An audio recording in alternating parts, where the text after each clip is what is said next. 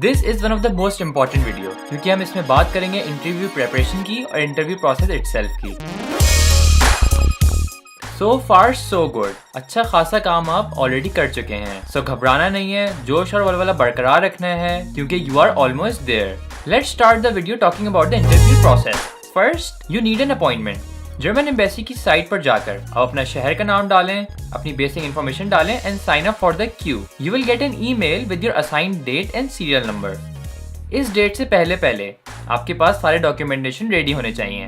So let's come to step 2, which is about the documentation. The list of document is available on the German Embassy's website, जिसका link description में मौजूद है। ज़्यादातर documents बहुत आसान हैं और आप उनको खुद फिल आउट कर सकते हैं।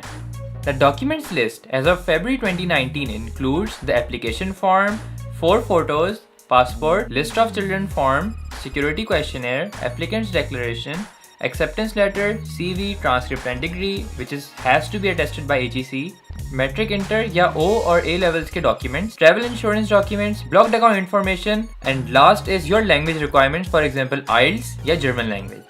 इन सारे डॉक्यूमेंट्स के ओरिजिनल्स और उनके 2 सेट्स ऑफ फोटो स्टेट्स आपको लेके जाने हैं। As for the photo, it's best to take this PDF along with you to the photographer और फोटोग्राफर आपको वैसी तस्वीर बना के दे देगा।